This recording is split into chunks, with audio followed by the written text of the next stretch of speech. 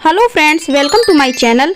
आज मैं आपके साथ में शेयर कर रही हूँ जीवित पुत्र का व्रत की पूजा विधि, जिसे जितिया व्रत के नाम से भी जाना जाता है। यह व्रत अश्विन माह की कृष्ण पक्ष की अष्टमी तिथि को किया जाता है।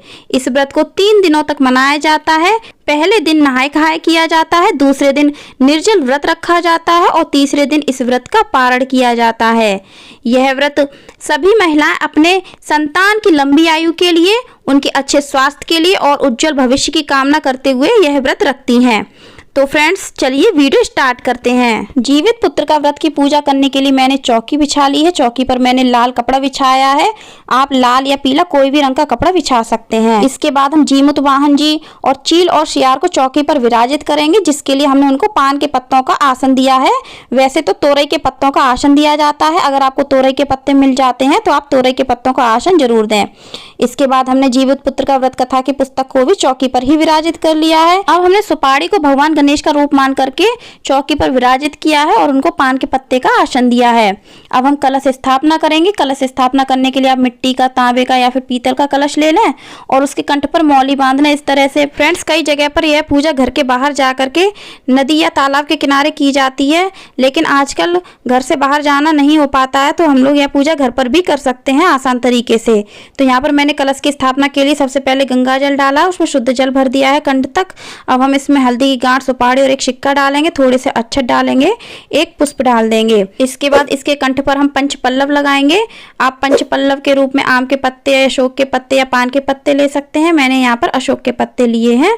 और उसके बाद हम कलश के मुख पर अनाज से भरा हुआ एक पात्र रखेंगे। फ्रेंड्स, ऐसा कहा जाता है कि जीमूत वाहन जी ने एक सर्प के बच्चे को बचाया था, जिसमें उन्होंने अपने प्राण को बलिदान किया था। तब से यह व्रत किया जाता है ताकि जीमूत वाहन जी हमारी संतानों की भी इसी प्रकार से रक्षा करें। और ऐसा भी माना जाता है कि सबसे पहले यह व्रत चील और शियार के द्वारा किया गया था। अब हम कलश को चौकी पर आसन देंगे। उसके लिए हमने यहाँ पर अनाज से अष्टदल कमल बनाया है। इस प्रकार से हम कलश को चौकी पर विराजित करेंगे। फ्रेंड्स, इस पूजा में दीप कलश की स्थापना की जाएगी, तो उसके लिए हमने कलश के मुख पर दीपक रखा है। अब हम पूजन करेंगे। पूजन करने के लिए हम दीप प्रज्वलित करेंगे।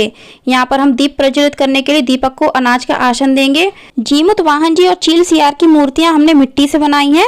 वैसे यह कुशा घास से बनाई जाती हैं।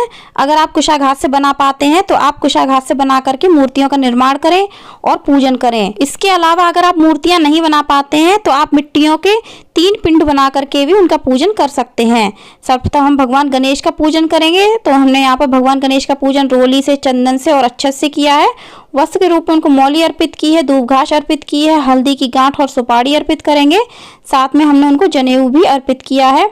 इसके बाद हम उनको पुष्प अर्पित करेंगे। इस तरह से हम भगवान गणेश का प्रिय पुष्प, उनको गुलेड भी अर्पित कर देंगे। तो हमने यहाँ पर भगवान गणेश का पूजन कर दिया है। अब हम यहाँ पर चील सियार का पूजन करेंगे और जीमूत वाहन जी का पूजन करेंगे। तो यहाँ पर हमने जीमूत वाहन, चील सियार का पूजन रोली से किया है और चंदन से करेंगे। हमने पूजा में जितिया व्रत की कथा की पुस्तक भी रखी हुई है, तो उसका पूजन भी हम साथ में कर देंगे। इस प्रकार से हम पूजन करेंगे और उनको अक्षत अर्पित कर देंगे। अब हमने जो दीप प्रज्वलित किए हैं, कलश पर जो दीप प्रज्वलित किया है, भगवान जी के सामने जो दीप प्रज्वलित किया है, उसका भी पूजन हम इसी प्रकार से रोली, चंदन और अक्षत से कर देंगे। अब हम कलश पर स्वास्तिक बनाएंगे। यह स्वास्तिक आप पीले चंदन से या फिर रोली से बना सकते हैं। इसके बाद हम सभी को पुष्प अर्पित कर देंगे। आपको जो भी पुष्प मिल जाते हैं आप इस पूजा में प्रयोग में ला सकते हैं, और नहीं है पुष्प, अगर आपको नहीं मिलते हैं तो आप बिना पुष्प के भी यह पूजन कर सकते हैं। अब हम सभी भगवान को वस्त्र के रूप में मौली अर्पित कर देंगे। अगर आप वस्त्र अर्पित करना चाहते हैं या फिर चुनरी अर्पित करना चाहते हैं तो आप भगवान जी को पहना सकते हैं। साथ में हमने जो दीप प्रज्वलित किया है उसको भी हम वस्त्र के रूप में मौली अर्पित करेंगे। कलश को भी वस्त्र के रूप में मौली अर्पित करेंगे। अब हम जीमूत वाहन जी को भी जनेऊ अर्पित करेंगे। जनेऊ नहीं है तो आप कच्चे सूत को 7 बार लपेट करके भी जनेऊ बना सकते हैं और भगवान को अर्पित कर सकते हैं। इसके बाद जीवित पुत्र की पूजा में भींगे हुए काले चने जरूर अर्पित किए जाते हैं भोग में। तो हमने यहाँ पर सभी भगवान को भोग में काले चने अर्पित कर दिए हैं। इसके बाद मैंने यहाँ पर जितिया का धागा लिया है। इसकी पूजा हम जीवित पुत्र की पूजा में जरूर करते हैं। हमारी जितनी संतानें होती हैं उतने हम यह धागे लेते हैं। तो आप चाहें तो जितिया के धागे घर पर भी आसानी से बना सकते हैं, इस तरह से जैसे मैंने बनाया है। नहीं तो मार्केट में भी मिल जाते हैं। और उसका पूजन भी हम इसी तरह से करेंगे। सबसे पहले चौकी पर विराजित करेंगे, रोली, अक्षत, चंदन से हम इसका पूजन करेंगे, पुष्प अर्पित कर देंगे। इस प्रकार से अब हम सभी भगवान को इत्र भी अर्पित कर देंगे। इत्र अर्पित करने से हमारे भगवान जी जल्दी प्रसन्न हो जाते हैं। इसके बाद भोग लगाएंगे। भोग में मैंने मीठे पुए का भोग लगाया है। अब मीठी पूड़ी का भी भोग लगा सकते हैं, नहीं तो परंपरा के अनुसार आपके यहाँ जो भी भोग बनता है जितिया के पूजा में आप उसका भोग लगाएं।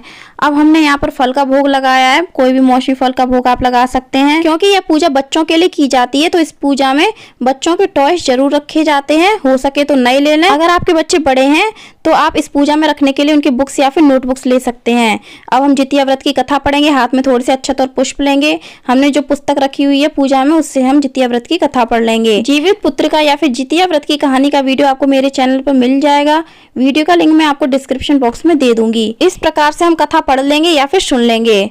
कथा संपूर्ण हो जाने के बाद हमने हाथ में जो अक्षत और पुष्प लिए हैं उनको हम जीमूत वाहन जी के सामने समर्पित कर देंगे और हमने जो पुस्तक ली है उसके हम चरण स्पर्श करेंगे, हाथ जोड़ेंगे और उसके बाद हम उसको वापस से पूजन में रख देंगे। साथ ही हम सभी भगवान के चरण स्पर्श कर लेंगे, हाथ जोड़ लेंगे, प्रार्थना कर लेंगे। इसके बाद हम सभी भगवान को दक्षिणा अर्पित कर देंगे ताकि हमारी पूजा में जो भी कमी रह गई हो उसकी पूर्ति हो सके। अब हम आरती करेंगे। आप कपूर आरती भी कर सकते हैं, नहीं तो आप सिंपल दीपक से भी आरती कर सकते हैं और आप चाहें तो आज के दिन छोटा सा हवन भी कर सकते हैं। मैं यहाँ पर कपूर आरती कर रही हूँ। सर्वप्रथम हम भगवान गणेश की आरती करेंगे, उसके बाद हम जीमूत वाहन जी की आरती करेंगे। फ्रेंड्स, अगर आप चाहते हैं तो आज के दिन छोटा सा हवन भी कर सकते हैं। आरती हो जाने के बाद पूजा में हमसे जो भी भूल चूक हो गई हो, कमी रह गई हो, उसके लिए हम भगवान से क्षमा याचना कर लेंगे। अपनी संतान की लंबी आयु की कामना करेंगे, अच्छे स्वास्थ्य की कामना करेंगे। तो फ्रेंड्स, उम्मीद करती हूँ मैं कि आपको हमारा यह वीडियो पसंद आया होगा। वीडियो पसंद आया हो तो लाइक करिएगा और ज़्यादा से ज़्यादा शेयर करिएगा। साथ में चैनल को सब्सक्राइब करिएगा, बेल आइकन को प्रेस करिएगा, कमेंट में राधे राधे अवश्य लिखिएगा। धन्यवाद। राधे राधे।